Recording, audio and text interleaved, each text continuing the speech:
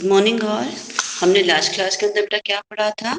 Last class के अंदर हम लोगों ने पढ़ा था लुब्रिकेंट स्टार्ट किया था न्यू इंजीनियरिंग मटेरियल में। वन ऑफ द चैप्टर जो मैं स्टार्ट किया था दैट इज लुब्रिकेंट। लुब्रिकेंट के अंदर हमने क्या पढ़ा था बेटा? सबसे पहले इसकी डेफिनेशन पढ़ी थी कि लुब्रिकेंट क्या होता है। It reduces the friction. Friction को कम करने के लिए, स्मूथ मोशन के लिए अप्लाई किया जाता है मशीनरी पार्ट्स के बीच में। फिर अपने पढ़ा था, अपने फंक्शंस ऑफ लुब्रिकेंट कंप्लीट कर लिया था। देन हम लोगों ने किया था classification of lubricant. Classification of lubricant के अंदर हमने क्या देखा था बेटा? क्लासिफिकेशन जो था वो 3 तरीके से हमने बताया था। पहला लिक्विड लुब्रिकेंट, दूसरा सेमी सॉलिड लुब्रिकेंट, तीसरा क्या था हमारे पास में? Solid lubricant. हमने फर्स्ट स्टार्ट किया था लिक्विड लुब्रिकेंट। लिक्विड लुब्रिकेंट के अंदर सबसे पहला हमने पढ़ा था animal and vegetable oils. Animal and vegetable oils have very good oiliness. उनके अंदर ऑयलीनेस बहुत अच्छी होती है, बट वो क्या हो जाते हैं, वे एनवायरमेंट के अंदर की मॉइस्चर के कांटेक्ट में आ जाते हैं तो वो ऑक्सीडाइज्ड हो जाते हैं, हाइड्रोलाइज्ड हो जाते हैं, डीकम्पोज हो जाते हैं। तो उनको एज ए लुब्रिकेंट यूज करने की बजाय उसको एज ए एडिटिव यूज किया जाता है। उसके बाद में हमने सेकंड पढ़ा था। अब अपने पास में animal and vegetable oil which is originated from animal and vegetable origin सब मिले हैं, वो सारे अपने पास में एज लुब्रिकेंट यूज नहीं कर पा रहे हैं, तो हमको सेकंड चाहिए था। सेकंड हमने मिनरल ऑयल पढ़ा था। मिनरल ऑयल दैट इज अ जो अपने पेट्रोलियम ऑयल भी बोलते हैं, क्रूड पेट्रोलियम जो माइनिंग से निकलता है उसको हम लोग क्या करते हैं, रिफाइन करते हैं, फ्रैक्शन डिस्टिलेशन करते हैं। एंड फ्रैक्शनल डिस्टिलेशन करने के बाद में हम लोग क्या करते हैं, अलग अलग फ्रैक्शंस की फॉर्म के अंदर उसको इकट्ठा कर लेते हैं अलग अलग बॉइलिंग पॉइंट के ऊपर, तो उसको हम लोग यूज करते हैं। They are the cheapest and widely used. ये सबसे सस्ते होते हैं और सबसे ज्यादा यूज किए जाते हैं। बट ज्यादा टेम्परेचर होने पर ये क्या हो जाते हैं, ये अपनी सरफेस पे रह नहीं पाते हैं, तो इसको भी मतलब ये भी मतलब बहुत ज्यादा टेम्परेचर पे होते हैं तो इनको भी हम लोग यूज नहीं कर सकते हैं। तो हमें अच्छी मतलब लॉट ऑफ मशीनरीज आते हैं, मॉडर्न मशीनरीज होती हैं, तो उन सभी के अंदर जो है एक सिंगल ऑयल जो है, केवल एक मिनरल ऑयल को हम लोग यूज कर लें तो वो सफिशिएंट नहीं होता। तो हम क्या करते हैं, नेक्स्ट कैटेगरी कौन सी आ रही है, ब्लेंडेड ऑयल्स की। ब्लेंडेड ऑयल्स के अंदर हमने डिफरेंट ब्रांड्स देखी थी। विस्कोसिटी इंडेक्स इंप्रूवर था, पोर पॉइंट डिप्रेसेंट था, तो डिफरेंट एडिटिव्स उसके अंदर मिला के हम लोग क्या करते हैं, जो मिनरल ऑयल है उसकी क्वालिटी को इम्प्रूव करने की कोशिश करते हैं। ये सारा हमने कवर कर लिया था। फोर्थ जो था, first animal and vegetable oil liquid oil के अंदर, सेकंड हमारे पास में मिनरल पेट्रोलियम ऑयल था, तीसरा हमारे पास में ब्लेंडेड ऑयल्स था जो मिनरल ऑयल के अंदर हम अलग अलग एडिटिव्स मिला के ब्लेंड्स तैयार कर रहे थे। एंड फोर्थ कैटेगरी हमारे पास में क्या आ रही है, सिंथेटिक ऑयल्स की आ रही है। सिंथेटिक ऑयल रह गया था फोर्थ कैटेगरी लिक्विड लुब्रिकेंट के अंदर, उसको हम अभी कर रहे हैं। अब हमारे पास सिंथेटिक, हमने देखा कि जो एनिमल एंड वेजिटेबल ऑयल था वो क्या होता है बेटा, वो ऑक्सीडाइज हो जाता है, डिकम्पोज हो जाता है एनवायरमेंटल कंडीशन के अंदर। सिंथेटिक ऑयल देखें हम, सॉरी मिनरल ऑयल और पेट्रोलियम ऑयल देखें, it is a petrochemical. Petrochemical है तो ये क्या करता है बेटा, टेम्परेचर जैसे ही ज्यादा होता है तो उस कंडीशन के अंदर ये क्या करता है, आग पकड़ लेता है। तो ये टेम्परेचर जैसे ही ज्यादा हो जाएगा तो आग पकड़ लेगा, तो मिनरल और पेट्रोलियम ऑयल को हम यूज नहीं कर पा रहे हैं। ठीक है, अब हमारे पास में मतलब ऐसी कंडीशन जहाँ पे टेम्परेचर ज्यादा जनरेट हो जाता है, तो ऐसी कंडीशन पे जब मिनरल ऑयल भी यूज नहीं कर सक रहे हो तो हमको एक नए ऑयल की जरूरत पड़ती है जिसको बोलते हैं सिंथेटिक ऑयल। सिंथेटिक ऑयल जो है it is synthesized from organic inorganic chemicals. Organic inorganic chemical से उसे बनाया जाता है। कैसे बनाया जाता है अभी बता रही हूँ नीचे। ठीक है, ये ऑर्गेनिक और इनऑर्गेनिक केमिकल से बनाया जाता है, लैब में सिंथेसाइज किया जाता है। ये कहाँ पे यूज किया जाता है, हॉट रोलिंग मिल्स होती हैं, बियरिंग ऑफ जेट प्लेन्स होता है, फर्नेस, भट्टियां पड़ी थी हम लोग ने, भट्टियों के अंदर फर्नेसेस के अंदर इसको यूज किया जाता है स्पेशली। इसकी क्वालिटीज देखें तो क्या होती है, इसमें क्या क्वालिटीज होनी चाहिए, when it is used as synthetic oil, तो हम इसको सिंथेटिक ऑयल की फॉर्म में यूज कर सकते हैं। पहली क्वालिटी, इट शुड बी इनफ्लेमेबिलिटी। इसके अंदर ये जलने नहीं चाहिए, अज्वलनशील होने चाहिए, राइट। इनफ्लेमेबिलिटी होनी चाहिए, टेम्परेचर कितना भी बढ़ जाए ये आग नहीं पकड़ने चाहिए। यदि आग पकड़ लेंगे तो क्या होगा, उस कंडीशन के अंदर मशीनरी जो है वो क्या हो जाएगी, पूरी की पूरी जल जाएगी, फायर हैजार्ड हो जाएगा, विच वी डोंट नीड। तो इसके अंदर क्या होना चाहिए, इनफ्लेमेबिलिटी होनी चाहिए। Second, high flash point. Flash point क्या होता है, फायर पॉइंट क्या होता है, आई विल एक्सप्लेन यू। जैसे हम लोग फोटो खींचने इससे पहले क्या होता है, जब हम फोटो लेते हैं, किसी का पिक्चर लेते हैं तो उसमें एक फ्लैश आती है मोमेंटरी, तो फ्लैश होती है वो ये बताती है कि अब फोटो खींचने वाला है, राइट। तो फ्लैश पॉइंट एक ऐसा पॉइंट होता है जो बताता है कि अब इतना टेम्परेचर जनरेट हो गया है इस मशीन के अंदर, ये जो ऑयल है वो आग पकड़ लेगा। हर ऑयल का एक फ्लैश पॉइंट होता है और एक फायर पॉइंट होता है। फ्लैश पॉइंट वार्निंग पॉइंट होता है कि अब उतना टेम्परेचर टेम्परेचर अटेंड हो गया है कि किसी भी पल आग पकड़ सकता है। 5 सेकंड के लिए फ्लैश आती है, मोमेंटरी फ्लैश आती है, तो उसको बोलते हैं फ्लैश पॉइंट। ठीक है, फ्लैश पॉइंट भी क्या होना, हाई होना चाहिए, तभी तो हाई टेम्परेचर पर रेजिस्टेंट करेगा ये, तभी तो अपने को ज्यादा टेम्परेचर के ऊपर बना रहेगा अपनी सरफेस के ऊपर। No, high viscosity index, viscosity index कल भी बताया था मैंने, आज फिर बता रही हूँ कि टेम्परेचर के साथ में जो ऑयल है उसकी फ्लूइडिटी में फर्क नहीं आए। यदि टेम्परेचर ज्यादा हो जाए तो पतला हो जाए, और कम हो जाए, लो टेम्परेचर हो जाए तो गाढ़ा हो जाए, ऐसा नहीं होना चाहिए। उसकी हाई विस्कोसिटी इंडेक्स होनी चाहिए। ज्यादा टेम्परेचर रेंज पर भी चला जाता है तो उस कंडीशन के अंदर भी उसको अपनी फ्लूइडिटी जो है वो एक जैसी बनाई रखनी चाहिए, तो वो अपने पास में एज सिंथेटिक ऑयल यूज किया जा सकेगा। नाउ अब हमारे पास में ये तीनों क्वालिटीज हो गई किसके अंदर, सिंथेटिक ऑयल के अंदर।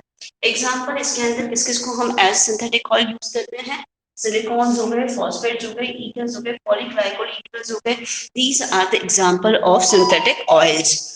नाउ इसके अंदर जो सबसे इंपॉर्टेंट है वो सिलिकॉन्स है। ये सिलिकॉन्स के बारे में आपने खुद भी डेली लाइफ में भी देखा होगा, बहुत से ऐसे एग्जांपल्स में भी आपको बताऊंगी कि आपको पता पड़ेगा कि ये सिलिकॉन्स कहाँ यूज आ रहा है। Silicons, it is obtained by hydrolysis and polymerization of organochlorosilanes। हम लोगों ने सिलेन्स पढ़े थे बेटा, क्लास 11th में पढ़ा था कि 12th में पढ़ा था। जब एल्केन्स पढ़ते हैं, एल्केन्स की तरह ही carbon, silicon, germanium, tin, lead, these are the member of group 14। Group 14 के मेंबर्स हैं, right. Carbon, silicon, germanium, tin, lead, these are the members of carbon family, 14th group के मेंबर्स हैं। Carbon जो है alkene alkynes बनाता है।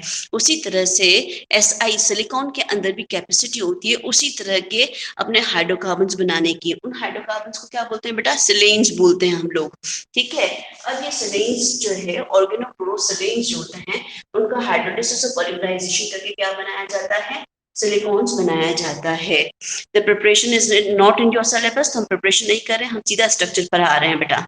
ठीक है, अब हमारे पास में ये स्ट्रक्चर होता है, इसको जिस तरह से देखें तो ये भी ऐसा ही जो है वो भी टेट्राहाइड्रल स्ट्रक्चर फॉर्म पर आ गया। आपके पास में कार्बन क्या होता है, टेट्राहाइड्रल फॉर्म पर होता है।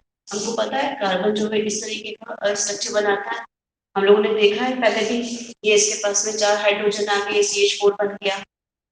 टेट्राहाइड्रल स्ट्रक्चर होता है, 109.5 डिग्री सेंटीग्रेड का एंगल होता है। ये हम चीजें पढ़ के आए हैं। तो सेम इसी तरह से जो ऐसा ही है वो भी क्या करेगा, टेट्राहाइड्रल स्ट्रक्चर बनाता है। And this unit, this is SiR2O, इस कितनी में मल्टीपल टाइम जो होती है वो क्या हो जाती है, एन टाइम जो होती है वो क्या हो जाती है, रिपीट हो जाती है। पॉलीमराइजेशन के अंदर हमने पढ़ा है कि सिंगल यूनिट जो होती है बार बार रिपीट होती है, तो यहाँ पर ये यूनिट जो है वो एन टाइम जो है वो रिपीट होती है। तो it is a type of polymer. ये क्या होते हैं, सिलिकॉन्स एक तरह के पॉलीमर्स होते हैं। ठीक है, नाउ यदि हमारे पास में देखें यहाँ पे जो आर है वो क्या हो सकता है, और मे बी फिनाइल ग्रुप हो सकता है और मे बी मिथाइल ग्रुप हो सकता है, इन दोनों में से कोई हो सकता है। इसकी क्वालिटी क्या होती है, it is a low pour point. इसका क्या होता है बेटा, एक तो लो पोर पॉइंट होता है और हाई विस्कोसिटी इंडेक्स होता है। High viscosity index is already explained you, अभी बताया मैंने आपको। अब ये पोर पॉइंट क्या आ गया, एक एपरेटस, इसकी प्रॉपर्टीज के अंदर मैं आपको पढ़ाऊंगी, that is a cloud and pour point apparatus. आप लोग जब बेटा फ्रिज को धुआं सा होता है, जब भी कोई चीज जमने वाली होती है उससे पहले उसमें धुआं सा होने लगता है।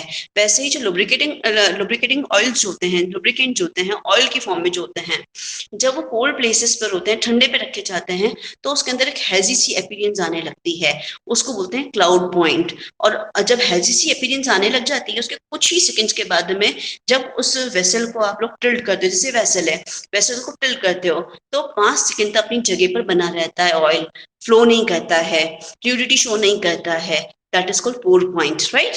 तो पोर पॉइंट और क्लाउड पॉइंट, तो इसका पोर पॉइंट क्या होना चाहिए बेटा, वेरी लो होना चाहिए। ठीक है, नाउ इसको कहाँ पे यूज करते हैं, सिलेन्स को, ये सिलिकॉन्स को, silicones are used and as a sealant, sealant की फॉर्म के अंदर यूज किया जा सकता है इसको, एडहेसिव की फॉर्म के अंदर यूज किया जा सकता है, लुब्रिकेंट की फॉर्म के अंदर यूज किया जा सकता है। स्पेशली ये एक wide range temperature stability show करता है। वाइड रेंज टेम्परेचर स्टेबिलिटी का मतलब क्या हुआ, बहुत ज्यादा ठंडे के अंदर भी और बहुत ज्यादा गर्म के अंदर भी ये अपनी जो स्ट्रक्चर है, अपनी पॉलीमर स्ट्रक्चर जो है उसको बनाए रखता है, उसको डिसॉल्व नहीं होने देता है। इसका मतलब क्या हुआ, इसका बेस्ट एग्जांपल जो डेली लाइफ के अंदर हम लोग यूज करते हैं that is pressure cooker. Pressure cooker use करते हो बेटा घर के अंदर? प्रेशर कुकर के अंदर रिंग लगी रहती है, वो जो रिंग होती है वो भी सिलिकॉन्स की बनी होती है। फ्रिज के अंदर जितनी भी सील लगी रहती है जिसकी वजह से अंदर की जो केस है वो बाहर नहीं आए, वो जो बनी होती है वो किसकी बनी होती है? This is also made up of silicon, silicon की बनी हुई होती है। तो दोनों चीजें समझ में आई। It works on high temperature range and electric insulation. Electric insulation और टेम्परेचर को एक वाइड रेंज तक ये क्या कर सकता है, ये बियर कर सकता है। तो बहुत ज्यादा कोल्ड के अंदर भी और बहुत ज्यादा हॉट के अंदर भी ये अपनी स्ट्रक्चर को बनाए रखता है सिलिकॉन। ठीक है, तो मैंने क्या लिखा है, it uses a sealant. Sealant मतलब सील कर देता है। जितने भी अंडर वाटर कैमरास होते हैं, अंडर वाटर लाइट जो होती हैं, और जो बैटरी होती है, बैटरी के ऊपर सॉकेट होते हैं, उन सभी के ऊपर भी सिलिकॉन्स की सील काम में ली जाती है ताकि उनको कोरोजन से बचाया जा सके। मैम वो क्लास टेस्ट सेक्शन में ही, टेस्ट सेक्शन में ही करना था बेटा, ठीक है ना? वो टेस्ट सेक्शन के अंदर ही करना था। Those who are not able to submit, जो सबमिट नहीं कर पा रहे थे बेटा, उन लोगों को मैंने बाद में टाइम दिया था एक्स्ट्रा 20 मिनट्स का, और उन लोगों ने उसमें सबमिट किया था। तो टेस्ट वाले सेक्शन में ही चेक होगी वो कॉपी, ठीक है? Now it is work as an installation for electric and thermal appliances. Instrument के अंदर ये क्या कर सकता है, ये थर्मल इंसुलेशन के लिए काम में लिया जाता है। वाटर प्रूफिंग के लिए यूज किया जाता है। Seal under water lights, battery terminals को कोरोजन से बचाने के लिए भी इसको यूज किया जाता है। तो this is all about your synthetic oil. ये सिंथेटिक ऑयल के बारे में कंप्लीट हो गया। If you want to go for screenshot ले लो इसकी, तो हम लोग आगे चलते हैं नेक्स्ट टॉपिक के ऊपर, that is semi solid lubricant.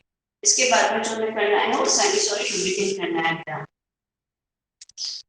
यहाँ तक समझ में आया है? Please write down in your chat, chat के अंदर लिखो बेटा कि समझ में आया कि नहीं आया।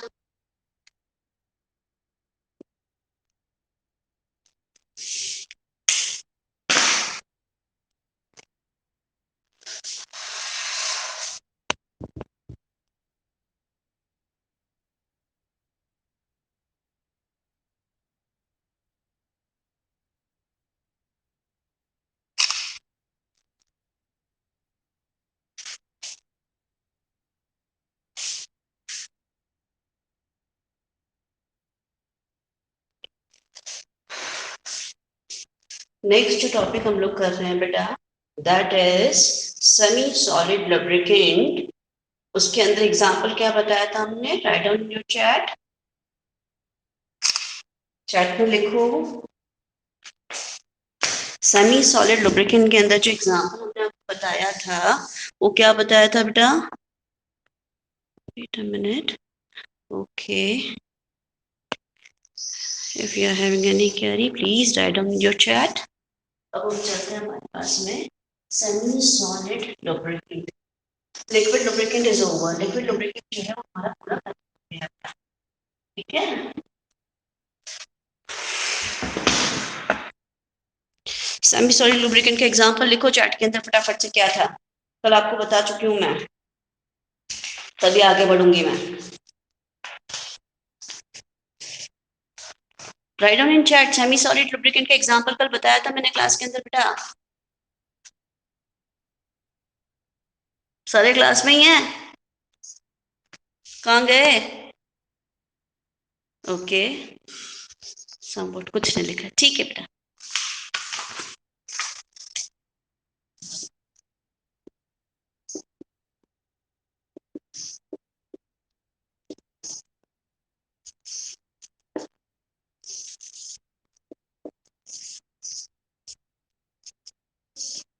ग्रीस, ग्रीस सभी ने देखा ही होगा क्या होता है बेटा। हम सब अपनी गाड़ियों के अंदर ग्रीसिंग कराने जाते हैं जब भी बारिश हो जाती है उसके बाद में, या कोई जो पर्टिकुलर पार्ट होता है अपने ऑटोमोबाइल का, गाड़ियों का, वो काम नहीं कर रहा होता तो ग्रीसिंग करना पड़ता है हम लोगों को, तो ग्रीसिंग की जाती है। Grease is example of semi solid. इसको बनाया कैसे जाता है, सबसे पहले इसकी हम प्रिपरेशन देख लेते हैं। प्रिपरेशन, इसके लिए लिया जाता है हमारे पास में hot lubricating oil. Hot lubricating oil, ठीक है बेटा। हॉट लुब्रिकेटिंग ऑयल के अंदर विच इज, ये ऑयल कौन सा हो सकता है, इट इज पेट्रोलियम ऑयल हो सकता है, मिनरल ऑयल जिसको आप बोलते हो, पेट्रोलियम ऑयल, मिनरल ऑयल, और मे बी सिंथेटिक ऑयल, कोई सा भी ऑयल हो सकता है, ठीक है। इसके अंदर हम क्या मिलाते हैं बेटा, सोप मिलाते हैं। सोप, तो हमारे पास में मिल जाता है ग्रीस। सोप क्या काम करता है, सोप जो है वो थिकनिंग एजेंट का काम करता है। थिकनिंग थिकनिंग एजेंट का काम कर सकता है, जेलिंग एजेंट का काम कर सकता है। थिकनिंग और जेलिंग एजेंट का काम करता है। इसका काम करता है बेटा, थिकनिंग और जेलिंग एजेंट का काम करता है। इट गिव्स स्टिफनिंग, ये क्या करता है, इट गिव्स स्टिफनिंग, हार्डनेस देता है, स्टिफनिंग, हार्ड करता है, ठीक है। अब ये जो ग्रीस बन जाता है, एक्चुअली क्या होता है, ये थिकनर एजेंट या जेलिंग एजेंट है, इसका जो स्ट्रक्चर होता है बेटा वो क्या होता है, फाइब्रस स्ट्रक्चर होता है। उस फाइब्रस स्ट्रक्चर के अंदर ऑयल के जो मॉलिक्यूल्स हैं वो क्या होते हैं, जगह जगह पे जाके फंस जाते हैं। जब वो जगह जगह पे जाके फंस जाते हैं तो बाहर नहीं निकल पाते हैं, ट्रैप हो जाते हैं। जब वो ट्रैप हो जाते हैं बेटा, तो ऐसी कंडीशन के अंदर जो लुब्रिकेंट है वो अपनी मतलब सरफेस पे स्टिक हो जाता है, हट नहीं पाता है, मूविंग पार्ट्स के ऊपर ट्रैप हो जाता है, स्टिक हो जाता है। तो ग्रीस जो है वो ज्यादा अच्छा लुब्रिकेंट होता है as compare to only oil के मुकाबले, ठीक है। अच्छा, इसके अंदर अब ये सोप है तो कई बार सोप फॉर्मेशन की रिएक्शन भी हमें पता होनी चाहिए। स्टेप 1, स्टेप 2, सोप है तो सोप जो होते हैं डिफरेंट तरीके के होते हैं बेटा, बट एक सपोनिफिकेशन रिएक्शन है तो आपने पहले भी पढ़ी थी, saponification reaction, that is a reaction of soap formation. Soap बनाने की जो रिएक्शन है उसको हम बोलते हैं सपोनिफिकेशन रिएक्शन। इसको कैसे बनाते हैं ये आपको पहले पढ़ के आए हो। फैटी एसिड जो होते हैं हमारे पास में, वो जो फैटी एसिड्स होते हैं उनका एल्कली की प्रेजेंस के अंदर, एल्कली मतलब NOH, सोडियम पोटेशियम एल्यूमिनियम, जो सूप बनाना है उसका हम एम ले लेते हैं, इट इज एल्कली। एल्कली की फॉर्म के अंदर this is the fatty asters. Okay, इसकी प्रेजेंस में जब इसकी रिएक्शन कराते हैं तो हमारे पास में क्या मिल जाता है बेटा, एक तो मिल जाता है हमारे पास में बाय प्रोडक्ट की फॉर्म के अंदर क्या मिल जाता है बेटा, glycerol.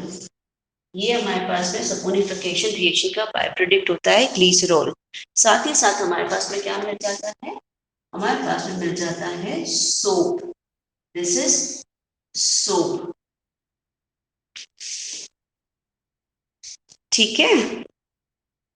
This reaction is called saponification reaction, where M metal को रिप्रेजेंट करता है, जो आपके पास में लिथियम हो सकता है, सोडियम हो सकता है, पोटेशियम हो सकता है, एल्यूमिनियम हो सकता है, एक्सेट्रा। सभी तरीके के सोप मिलते हैं मार्केट के अंदर। कैल्शियम बेस्ड आता है आपके पास में, तो ये डिफरेंट तरीके के सोप होते हैं। फिर प्रॉपर्टीज ऑफ ग्रीस देखें हम लोग, तो प्रॉपर्टीज ऑफ ग्रीस देखें तो grease show higher frictionless resistance than oil, या ऑयल के मुकाबले ज्यादा फ्रिक्शनलेस जो है वो लुब्रिकेशन देता है। फाइब्रस स्ट्रक्चर होता है थिकनर का। अब इसके अंदर सोप मिलाया आपने, सोप जो है वो क्या होता है, वाटर के साथ में रिएक्ट कर जाता है, हाइड्रोलाइज्ड हो जाता है। ऐसी कंडीशन के अंदर जो अपने पास में ग्रीस होता है वो भी डिकम्पोज होना स्टार्ट कर देता है। This is a drawback of grease. Grease जो है लंबे समय तक स्टोर रखते हो तो इसके अंदर क्या होता है, ग्रीस जो है सोप और ऑयल के अंदर क्या हो जाता है, वापस कन्वर्ट हो जाता है, चेंज हो जाता है लंबे समय पे स्टोर करने पर। कई बार जो ऑयल मिलाया है वो वेपोराइज भी हो जाता है। तो दीज आर द प्रॉपर्टीज और ड्रॉबैक्स यू कैन से कि ग्रीस के ड्रॉबैक्स होते हैं। ग्रीस जो है लंबे समय तक रहने पर वापस ऑयल के अंदर और सोप के अंदर कन्वर्ट हो जाता है। सोप जो मिलाया है उसके अंदर कैपेसिटी होती है हाइड्रोलाइज्ड होने की। यदि वो हाइड्रोलाइज्ड हो जाता है तो ऐसी कंडीशन के अंदर ग्रीस जो क्या हो जाएगा, डिकम्पोज हो जाएगा। सम और कई बार टेम्परेचर ज्यादा होने पर जो हमने लुब्रिकेटिंग ऑयल डाला है वो वेपोराइज हो जाता है, वो बाहर उड़ जाता है, निकल जाता है। These are the drawbacks of this grease. Grease के अंदर ये properties होती हैं। एप्लीकेशन पार्ट देखें तो it is use at high load low speed, sudden jerks जहाँ होते हैं वहां पे इसको यूज किया जाता है। रेल के जो एक्सेल बॉक्सेस होते हैं वहां पे इसको यूज किया जाता है। As well it works at high temperature, bearings और गियर्स होते हैं उसके अंदर इसको यूज किया जाता है। As well as a seal of dust को सील करने के लिए भी इसको यूज किया जाता है। जनरेटर्स होते हैं, मोटर्स होती हैं, उनके कम्यूटेटर्स लगे रहते हैं, वहां पे डस्ट को इकट्ठा ना होने दिया जाए इसके लिए भी ग्रीस का उपयोग किया जाता है। ठीक है, अब अपने पास में आ रहा है main topic, that is a classification of grease. Grease जो है वो कितने तरीके का होता है? Classification of grease. अब मैंने बोला आपको कि यहाँ पे सोप मिलाते हैं, सोप जो है वो अलग अलग क्वालिटी का होगा, तो अलग अलग तरीके का जब सोप मिलाओगे बेटा तो सोप के अकॉर्डिंग जो ग्रीस बनेगा वो भी अलग अलग तरीके का होगा। फर्स्ट हम लोग देखते हैं लिथियम बेस्ड ग्रीस, जिसके अंदर लिथियम बेस्ड सोप मिलाया गया है। The soap which is containing lithium मिलाया गया है तो उससे जो ग्रीस बनेगा that is called lithium based grease. It is water resistant होता है। इट इज यूज्ड बिटवीन, ये 15 से 150 डिग्री सेंटीग्रेड के बीच में यूज किया जा सकता है। और लैब इक्विपमेंट जो होते हैं उसके अंदर जनरली अपने पास में जो ग्रीस यूज की जाती है that is a lithium based grease. Lab equipment के अंदर जब भी यूज करते हैं तो हम लिथियम बेस्ड ग्रीस यूज करते हैं। It is work in between temperature 15 to 150 degree centigrade के बीच में काम कर सकता है और ये वाटर रेजिस्टेंट होता है, पानी का इसके ऊपर इम्पैक्ट नहीं होता। सेकेंड हम देखें that is sodium based grease. जब सोप मिलाया और सोडियम बेस्ड सोप मिला दिया आपने तो ऐसी कंडीशन के अंदर जो ग्रीस बनेगी वो सोडियम बेस्ड होगी। इट इज वाटर सॉल्युबल होती है। It works around temperature 175 degree centigrade का अराउंड टेम्परेचर पे ये वर्क कर सकती है। एंड जितने भी बॉल बियरिंग्स वगैरह होते हैं उसके अंदर इसको यूज किया जाता है। सोडियम बेस्ड ग्रीस जो है it is water soluble and it is use around 175 degree centigrade and ball bearings के अंदर इसको स्पेशली यूज किया जाता है। तीसरा हम देखें that is calcium based. Calcium को हमने बहुत जगह यूज किया है। इट इज वाटर रेजिस्टेंट होता है ये हमने पहले भी पढ़ा हुआ है। ठीक है, it works up to 80 degree centigrade up to ये वर्क कर सकता है।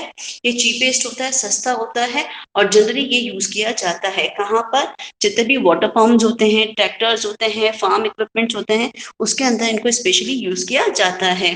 जहाँ बार बार पानी का कॉन्टेक्ट आ रहा होता है वहां पे इसको यूज किया जाता है बिकॉज ये क्या होता है, वाटर रेजिस्टेंट होता है और एज वेल ये क्या होता है, चीप भी होता है बेटा, सस्ता भी होता है, इसकी वजह से इसको यूज किया जाता है। नेक्स्ट हमारे पास में ग्रीस आ रहा है रेजिन क्या होता है बेटा, ये एक तरह का जैसे रबर होता है ना, रबर क्या होता है, लिटिक्स निकलता है रबर ट्री से, तो उसको बोलते हैं हम लोग रबर। ठीक है, वैसे ही अपने पास में ये ट्री से निकलने वाला एक लिक्विड है जिसको हम बोलते हैं रेजिन। जब रेजिन को मिला के ग्रीस बनाई जाती है तो उसको बोलते हैं resin soap grease, resin soap based grease. ठीक है, अब ये वाटर रेजिस्टेंट होता है, चीप होता है, equipments working under high load and low speed. ऐसे इक्विपमेंट जो अपने पास में किसमें काम कर रहे हैं, अंडर हाई लोड और लो स्पीड पे काम करते हैं, वहां पे ये रेजिन सोप बेस्ड जो है वो काम में लिया जाता है। नेक्स्ट आपके पास में आ रहा है aluminium based based soap use कर लिया तो उस समय एल्यूमिनियम बेस्ड ग्रीस बन जाएगा। इट इज वाटर रेजिस्टेंट होता है, इसके अंदर एडहेसिव प्रॉपर्टी होती है, बट इट इज एक्सपेंसिव, ये थोड़ा महंगा होता है। तो जनरली रेगुलर यूज के अंदर इसको यूज नहीं करते हैं। इसको जनरली जहाँ पे भी चेन होती है और जहाँ ऑसिलेटिंग सर्फेस होती है वहां पे इसको यूज किया जाता है। It is expensive and it is used as used in the chains and oscillating surfaces. ये अपने पास में चेन के अंदर oscillating surfaces के अंदर यूज किया जाता है. नेक्स्ट अपने पास में आ रहा है barium based. Barium based barium based grease ये वाटर रेजिस्टेंट होता है. इसके अंदर एडहेसिव एंड कोहेसिव प्रॉपर्टी होती है. इसका मेल्टिंग पॉइंट हाई होता है. ये जनरली फार्म इक्विपमेंट के अंदर और ऑटोमोटिव्स के अंदर यूज किया जाता है. बेरियम सोप जो होता है वाटर रेजिस्टेंट होता है, एडहेसिव होता है, कोहेसिव होता है और इसका मेल्टिंग पॉइंट हाई होता है. It is use in farm equipments. Farm के अंदर जो इक्विपमेंट होते हैं उसके अंदर यूज किया जाता है एंड ऑटोमोटिव्स के अंदर भी इसको यूज किया जाता है. Last that is a known soap based thickness भी होते हैं. Known soap based thickness.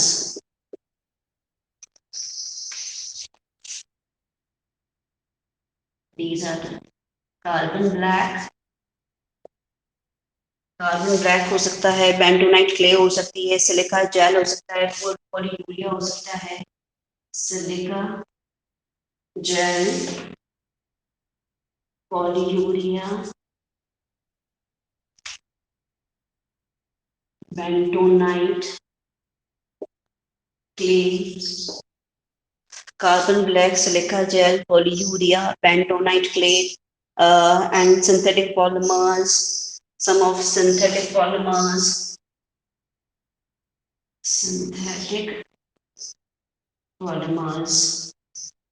ये सारे भी थिकनर की फॉर्म के अंदर यूज किए जाते हैं, बट ये सोप बेस्ड नहीं होते. अभी तक जितने भी पढ़े थे सारे क्या थे बेटा? सोप बेस्ड थे. These are the non soap based thickeners होते हैं.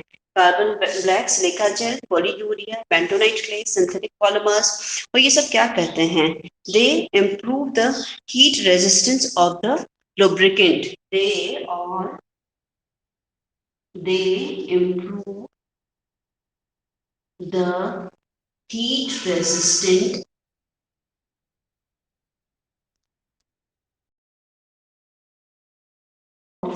lubricant. ये lubricant का क्या करते हैं बेटा? हीट रेजिस्टेंस कैपेसिटी को बढ़ाते हैं. तो ये कई बार यूज किया जाता है. तो this is all about your grease. Semi solid lubricant हमने पढ़ा. सेमी सॉलिड लुब्रिकेंट के अंदर हमने क्या पढ़ा बेटा? इसकी प्रिपरेशन पढ़ी. कुछ स्टेप प्रिपरेशन है. सोप फॉर्मेशन करना पड़ता है क्योंकि हॉट लुब्रिकेटिंग ऑयल के अंदर सोप मिलाया जाता है. सोप क्या होता है? एक थिकनिंग एजेंट होता है. थिकनिंग एजेंट कह लो या जेलिंग एजेंट होता है. It gives stiffening to the lubricating oil को स्टिफनिंग देता है. सेमी सॉलिड फॉर्म में ले आता है तो उसको ग्रीस बोलते हैं. जो सोप होता है उसका जो पूरा स्ट्रक्चर होता है वो फाइब्रस स्ट्रक्चर होता है. और फाइब्रस स्ट्रक्चर के अंदर क्या होता है? ऑयल की जो मॉलिक्यूल्स हैं वो जाके ट्रैप हो जाते हैं. This is all about your grease. फिर सपोनिफिकेशन रिएक्शन देखी सोप कैसे बनाया जाता है. उसके बाद में हमने इसकी प्रॉपर्टीज देखी थी कि क्या क्या प्रॉपर्टीज होती हैं ग्रीस के अंदर. आफ्टर ग्रीस की प्रॉपर्टीज के बाद में हमने क्या देखा था? क्लासिफिकेशन देखा, एप्लीकेशंस देखी इसकी. क्लासिफिकेशन के अंदर डिफरेंट तरीके का, जिस तरीके का आपने सोप फॉर्म में लिया है उसके अकॉर्डिंग ग्रीस बनता है. समवट कुछ नॉन बेस्ड टेक्नोलॉजी भी होते हैं जो यूज किए जाते हैं. और ये क्या करते हैं? सारे के सारे नॉन सोप बेस्ड ये हीट रेजिस्टेंस कैपेसिटी को बढ़ाने का काम करते हैं. सभी को समझ में आ रहा है बेटा? फटाफट से इसका स्क्रीनशॉट ले लो. फिर चलते हैं सॉलिड लुब्रिकेंट के ऊपर अपन लोग.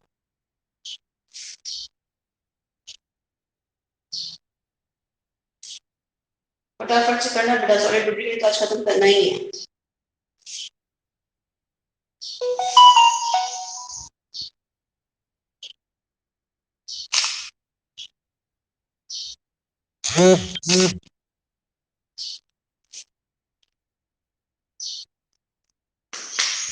चले आगे. मैं इसको इरेज कर रही हूँ. Go for the solid lubricants. Solid lubricant के अंदर में दो पढ़ने हैं. कौन कौन से पढ़ने हैं? मैंने एग्जांपल दोनों बता दिए थे आपको. कौन कौन से थे बेटा? Write down. देखो फटाफट से.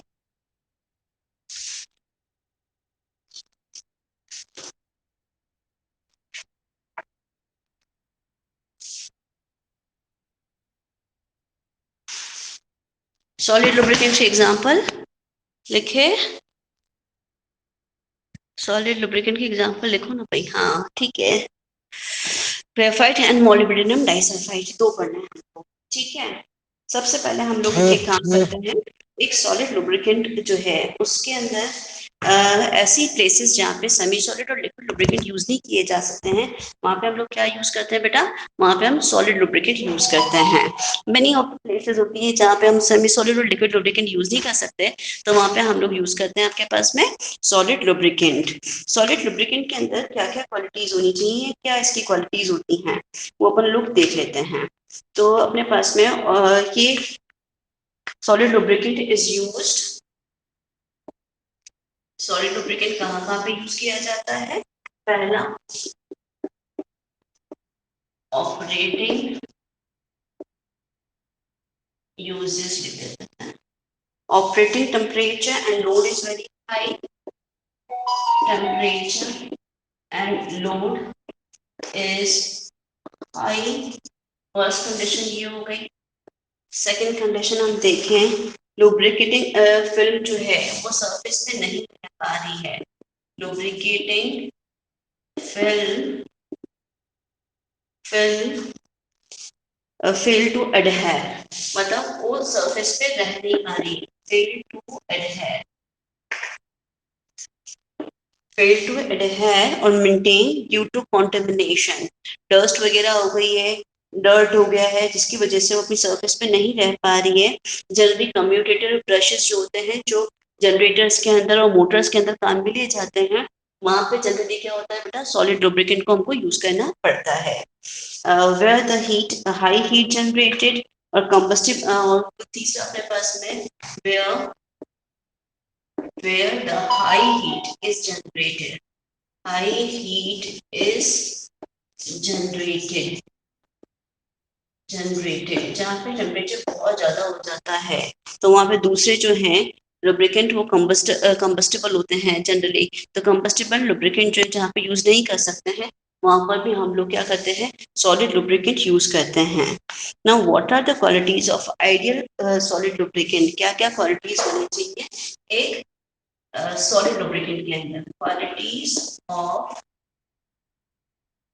आइडियल सॉलिड लुब्रिकेंट, एक लुब्रिकेंट है ये आइडियल है और सॉलिड लुब्रिकेंट काम करता है इस केस के अंदर।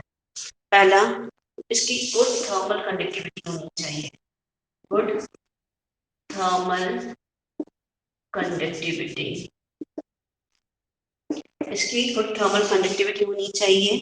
सेकंड, इसका लो शियर स्ट्रेंथ होनी चाहिए, लो शियर स्ट्रेंथ, लो शियर स्ट्रेंथ का मतलब क्या हुआ बेटा, इसका जो फ्रिक्शन लेस रेजिस्टेंस है वो क्या होना चाहिए, बहुत अच्छा होना चाहिए। केमिकली इनर्ट होना चाहिए, it should be chemically inert, chemically inert होना चाहिए।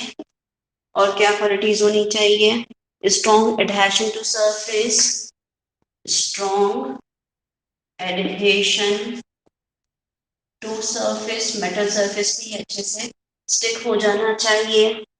और क्या होना चाहिए, stability upon operating temperature, stability on operating temperature, जो भी टेम्परेचर पे मशीन चल रही है उसका क्या होना चाहिए, उसका स्टेबिलिटी होनी चाहिए, ऑपरेटिंग टेम्परेचर। और क्या होना, good cohesion to maintain a thick layer of lubricant, इसके अंदर गुड कोहेशन होना चाहिए, गुड कोहेशन। ये कोहेशन और एडहेशन ये टर्म बार बार आ रही है, इसका मतलब तो समझते हो ना सभी जने, ये एडेशन और कोहेशन का मतलब तो समझते हो सभी जने। एडिशन का मतलब होता है बेटा, तो डिफरेंट पार्टिकल्स आपस में स्टिक हो रहे हैं, आपस में कंबाइंड हो रहे हैं, तो वो एडेशन हुआ। कोहेशन मतलब सेम पार्टिकल्स आपस में आके स्टिक हो गए, तो उसको हम क्या बोलते हैं, कोहेशन बोलते हैं, ठीक है। तो इसमें कंफ्यूज ना होना। नाउ अब हम चलते हैं आपके पास में, पहला ग्रेफाइट, एग्जांपल हमारे पास में है पहला ग्रेफाइट, और दूसरा molybdenum disulphide, MOH2, molybdenum disulfide, molybdenum disulfide, right. चलो इन दोनों के बारे में पढ़ना है। यदि हम ग्रेफाइट का देखें तो ग्रेफाइट क्या होता है, it is allotrope of carbon, we know that ये कार्बन का वन ऑफ एलोट्रोप है। इसके अंदर each carbon is bonded with the other 3 carbon atoms, sp2 hybridization होता है, हर कार्बन पे 3 कोवलेंट बॉन्ड होते हैं। इसके अंदर हेक्सागोनल लेयर्ड स्ट्रक्चर होता है, यानी इसका स्ट्रक्चर इस तरह से, ये हेक्सागोनल लेयर्ड स्ट्रक्चर होता है इसका, इस तरीके से।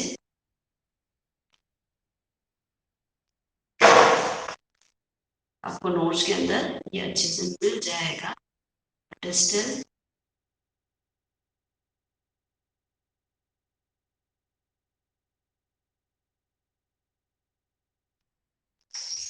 This is hexagonal layered structure, plates of layer.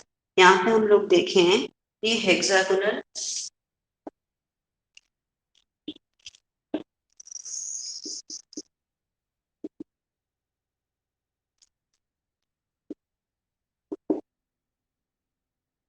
each carbon bonded with 3 covalent bonds, sp2 hybridization होता है, ठीक है। और इसके अंदर अपन देखें तो कार्बन के बीच की डिफरेंस देखें तो इट इज 1.2 कार्बन के बीच की डिस्टेंस जो होती है 1.42 एंगस्ट्रॉम होती है।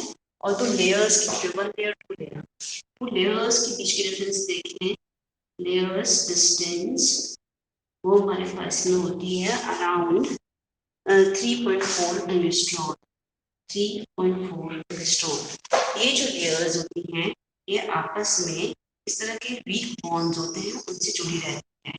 These weak bonds is called van der Waals forces. Van der Waals forces, which are very weak forces.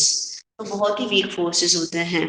थोड़ा सा भी इस पर प्रेशर डाला जाता है तो एक लेयर जो दूसरी लेयर के ऊपर फिसल जाती है, और इनके एक लेयर के दूसरे लेयर के ऊपर फिसल जाने की वजह से ही ये क्या करता है, एक लुब्रिकेंट का काम कर पाता है।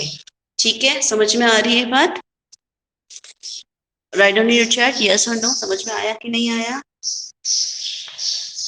Graphite is a flat layer structure होता है, held together by the van der Waals weak van der Waals forces की वजह से ये आपस में एक दूसरे से पैरेलल लेयर्स जो होती है वो अटैच रहती हैं। थोड़ा सा भी फोर्स यदि अप्लाई किया जाता है तो एक लेयर दूसरी लेयर के ऊपर मूव कर जाती है। ग्रेफाइट जो होता है वो सोपी टच होता है, यदि इसको टच करके देखोगे, पेंसिल का चूरा जो होता है, पेंसिल की जो अपने पास में ग्रेफाइट होता है पेंसिल के अंदर, वो भी ग्रेफाइट का ही एग्जाम्पल है। इट इज सोपी इन टच, नॉन इन्फ्लेमेबल होता है, ये हाई टेम्परेचर के ऊपर भी हाई टेम्परेचर के ऊपर रेजिस्ट करता है, स्टेबल रहता है। इसको 2 फॉर्म के अंदर यूज किया जाता है, या तो इसको पाउडर्ड फॉर्म के अंदर यूज कर सकते हैं या फिर सस्पेंशन फॉर्म के अंदर यूज कर सकते हैं। ठीक है, इसको यूज करने के 2 तरीके हैं, या तो इसको पाउडर्ड फॉर्म के अंदर यूज करो या इसको सस्पेंशन फॉर्म के अंदर। Used in the powdered form,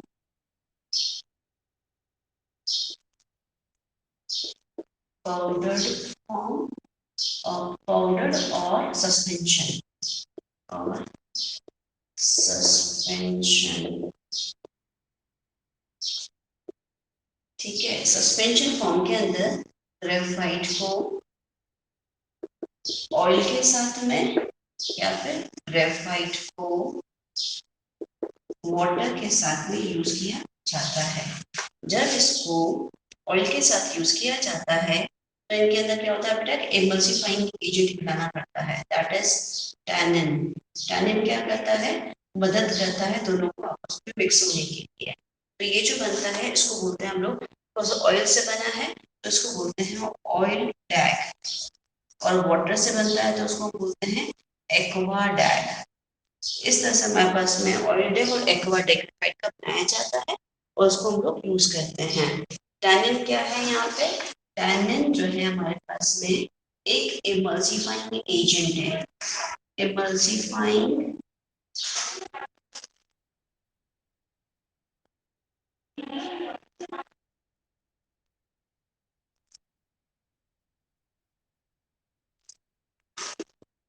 tannin क्या है, एक इमल्सिफाइंग एजेंट है विच हेल्प टू मिक्स, इन दोनों को मिक्स होने में मदद करता है। यदि ऑयल टैंक देखें हम लोग तो it is used in IC engine for use में IC engine for producing high compression. Oil tank जो है वो कहाँ पे यूज किया जाता है? Oil tank is use in IC engine, ये आईसी इंजन के अंदर यूज किया जाता है फॉर हाई कंप्रेशन मेंटेन करने के लिए। और एक्वा डेक जहाँ पे भी ऑयल फ्री लुब्रिकेशन की रिक्वायरमेंट होती है वहाँ पे एक्वा डेक यूज किया जाता है। एक्वा डेक जहाँ पे भी ऑयल फ्री लुब्रिकेशन की रिक्वायरमेंट होती है, ऑयल फ्री लुब्रिकेशन रिक्वायर्ड, तो वहाँ पे एक्वाडेक यूज किया जाता है। ठीक है बेटा, this is complete about your graphite. Graphite के यूजेस यदि हम देखें तो it is use in AC, AC के अंदर यूज किया जाता है। ग्रेफाइट जो है वो फूड स्टफ की इंडस्ट्रीज के अंदर यूज किया जाता है, रेलवे ट्रैक जॉइंट्स के अंदर यूज किया जाता है, ओपन गियर्स के अंदर यूज किया जाता है, टेलीफोन के अंदर यूज किया जाता है। एज वेल ग्रेफाइट जो है वो कास्ट आयरन बेयरिंग्स के अंदर भी यूज किया जाता है। ग्रेफाइट जो है कहाँ कहाँ पे यूज किया जाता है? एयर कंप्रेसर्स के अंदर यूज किया जाता है, एसीज में यूज किया जाता है। एयर कंप्रेसर मतलब एसी, एसी के अंदर यूज किया जा सकता है। फूड स्टफ इंडस्ट्रीज के अंदर यूज किया जाता है, रेलवे ट्रैक के अंदर यूज किया जाता है, जॉइंट के अंदर, ओपन गियर्स के अंदर यूज किया जाता है, और टेलीफोन के अंदर भी इसको यूज करते हैं। This is all about your graphite. ये ग्रेफाइट के बारे में कंप्लीट डिस्क्रिप्शन हो गया। ठीक है, समझ में आया सभी को? आज क्या बात है, चैट में लिख नहीं रहे बेटा? चैट में लिख के बताओ तो सही है सर। नो, यहाँ तक समझ में आया कि नहीं आया बेटा? धीरज, रौनक, ओके, सभी को समझ में आ रहा है? क्या लिखा है? राइट साइड पूरा नहीं दिख रहा।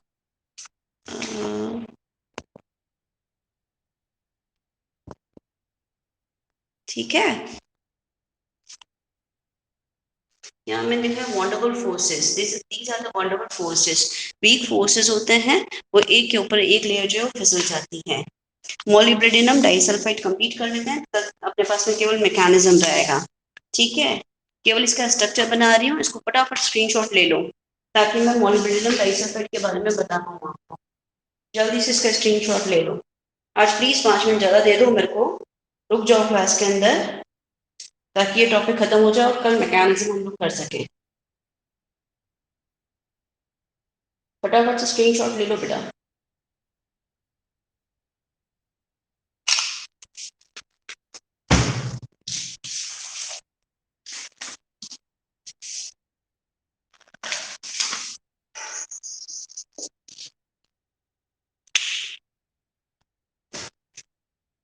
इसको हटाऊं मैं?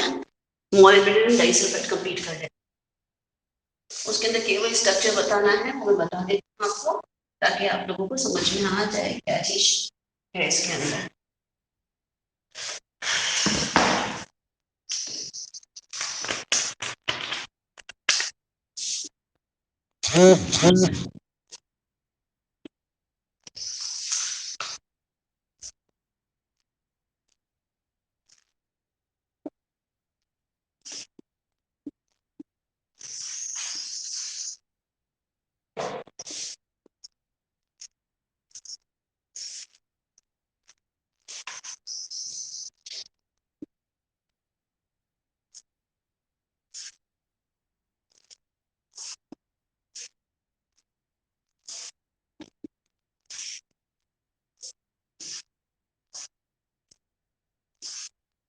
ये मोलिब्डेनम डाइसल्फाइड का स्ट्रक्चर है बेटा।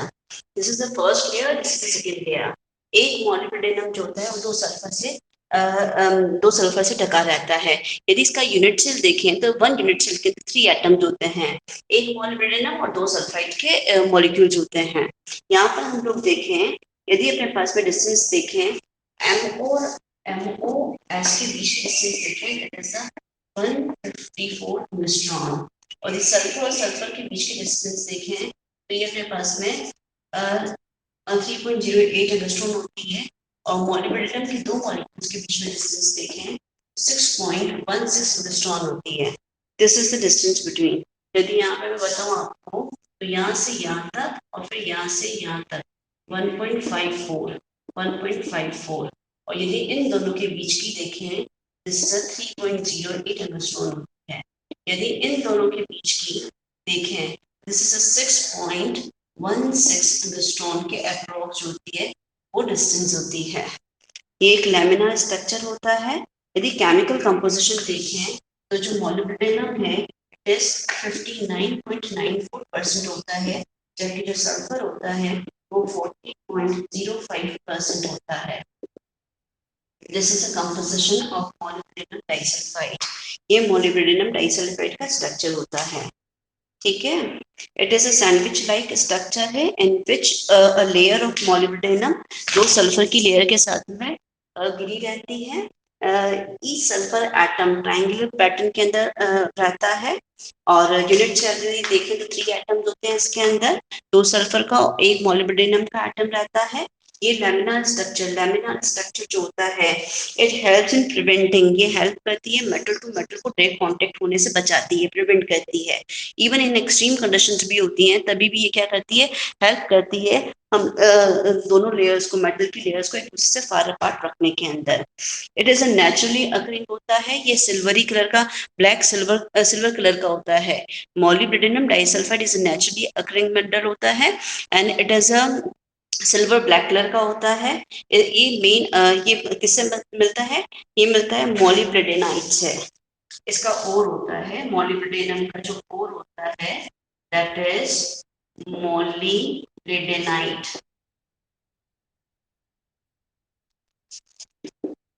से मिलता है हमको MOH2, ठीक है। मॉलिब्डेनम का ओर होता है मॉलिब्डेनाइट, जिससे हमें मॉलिब्डेनम डाइसल्फाइड मिलता है, ठीक है। It is the principal ore of molybdenum. It is slippery in touch, ये स्लिपरी होता है। इट रेडिली ट्रांसफर और adhere to the solid surfaces, ये सॉलिड सर्फेस से बहुत जल्दी सी एडहेयर हो जाता है, चिपक जाता है। इसकी भी प्रॉपर्टीज देखें, it is a good thermal and chemical inertness show करता है, स्टेबिलिटी शो करता है। It is highly efficient dry lubricant होता है ये। It is a good catalytic activities की अच्छी होती है, फिजिकल प्रॉपर्टीज इसकी एक्सीलेंट होती है। This is all about application part. देखें तो ये एज ए लुब्रिकेंट यूज किया जाता है, कहाँ पर, स्पेस व्हीकल्स के अंदर, सैटेलाइट्स के अंदर, जितने भी अपने पास मिलिट्री इक्विपमेंट्स होते हैं वहां पर भी इसको यूज किया जाता है। It is also use in composite appliances, composite appliances होते हैं वहां पे यूज किया जा सकता है। कंडक्टिव फिलर्स होते हैं वहां पे इसको यूज किया जाता है। As a catalyst in the coal liquefaction करते हैं वहां पे एज कैटलिस्ट यूज किया जाता है। This is all about your molybdenum disulphide. Solid lubricants के अंदर 2 लुब्रिकेंट देखे, ग्रेफाइट देखा और हमने मॉलिब्डेनम डाइसल्फाइड देखा। मॉलिब्डेनम डाइसल्फाइड का मेन स्ट्रक्चर था, it is a laminar structure. Laminar structure के अंदर यूनिट सेल के अंदर एक मॉलिब्डेनम और 2 सल्फाइड के मॉलिक्यूल्स होते हैं। यदि हमारे पास में इनकी डिफरेंस देखें तो ये डिस्टेंस होती है। ये क्या करते हैं, ये एक्सट्रीम कंडीशंस के अंदर भी दोनों मेटल को अपार्ट रखने में कैपेबल होते हैं। केमिकल कंपोजिशन देखें तो मॉलिब्डेनम 59.94 होता है और सल्फर जो होता है 40.05% होता है। ये कहाँ से आता है, ये मॉलिब्डेनाइट से आता है, और ये मॉलिब्डेनाइट क्या है, it is ore of molybdenum, ये मॉलिब्डेनम का ओर है। ये नेचुरली अकरिंग होता है, ये ब्लैक सिल्वरी कलर का होता है, ठीक है। इसकी प्रॉपर्टीज के अंदर थर्मल एंड केमिकल स्टेबिलिटी होती है up to 400 degree centigrade. It is highly efficient dry lubricant होती है। इसका लो कोफिशिएंट होता है, लो फ्रिक्शन कोफिशिएंट होता है। कैटालिटिक एक्टिविटी अच्छी होती है, फिजिकल प्रॉपर्टीज भी अच्छी होती है।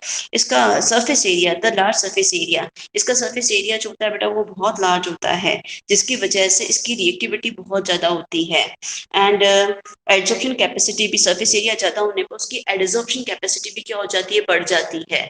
तो reactivity and adsorption capacity is higher because of large surface area, ठीक है। तो this is all about your molybdenum disulphide. ये कंप्लीट हो गया बेटा, और अच्छा रहा कि आप लोग क्लास के अंदर रुके, जो भी रुका उन लोगों को समझ में आया होगा। In next class we will starting the mechanism of lubricant, mechanism करेंगे, ठीक है बेटा। ओके, क्लास एंड कर रहे हैं।